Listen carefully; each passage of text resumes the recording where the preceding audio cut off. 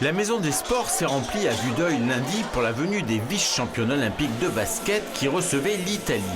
5000 supporters, preuve que le basket de haut niveau a sa place à Clermont-Ferrand.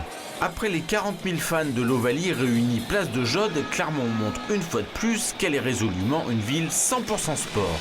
Là, on a un mois exceptionnel qui fait quasiment de Clermont la capitale du sport français avec tous les événements, le rugby, le basket, le hand, l'athlétisme, la boxe à savate française, le basket universitaire.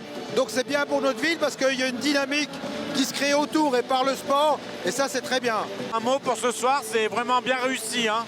Ah ben, ce soir, les efforts conjugués du comité départemental de basket et de la ville trouvent, vous le voyez, vous l'entendez, une suprême consécration, et on est très heureux d'accueillir l'équipe de France féminine de basket parce qu'on croit en elle aussi pour l'Euro qui va bientôt se dérouler en France.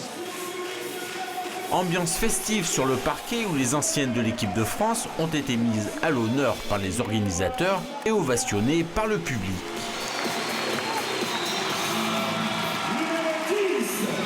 Quant aux Françaises, elles sont entrées en pleine période de préparation à l'Euro qui se déroulera sur leur terre du 15 au 30 juin prochain et où elles affronteront au premier tour la Serbie, la Lettonie et la Grande-Bretagne.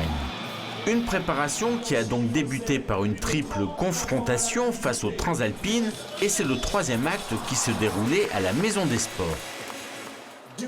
Face à un adversaire classé 9e au niveau international et qu'elles avaient déjà battu à 2 reprises, les tricolores n'avaient qu'un seul mot d'ordre, le travail, des automatismes et du collectif. Et le travail, elles l'ont fait avec sérieux, notamment en première période, en infligeant sous la houlette de la meneuse et capitaine Céline Dumergue et une Sandrine Gruda habile au tir, un 20-7 dans le premier quart-temps. Départ en trompe donc pour arriver à la pause sur un score fleuve 48-22.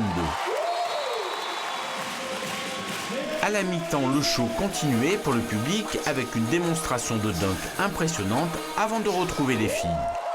Les Françaises, sans doute un peu émoussées, maintenaient leur avance tout en laissant un peu plus de marge de manœuvre à des Italiennes qui parvenaient même à remporter pour l'honneur le dernier quart-temps 23-14.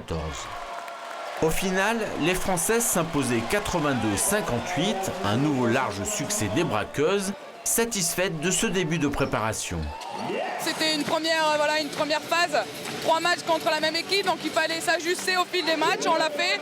Ce soir on finit un peu plus, avec un écart un peu plus grand, donc c'est plutôt sympa. Vraiment on tient à remercier l'équipe d'Italie qui a joué le jeu de ces 3 matchs d'affilée, et nous on a pu bien travailler, donc c'est ça qui était important. Oui, c'est vrai qu'on travaille, voilà, on travaille, et c'est vrai qu'on essaie de peaufiner tout ça.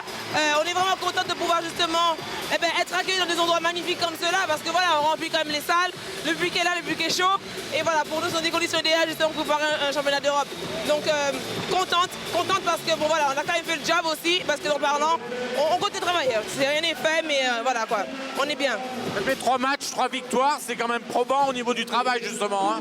Oui, c'est l'idée. Bon après, voilà quoi, je veux dire, on n'est pas une petite équipe, hein, donc je vais pas dire que je m'y attendais, mais je m'y attendais quand même.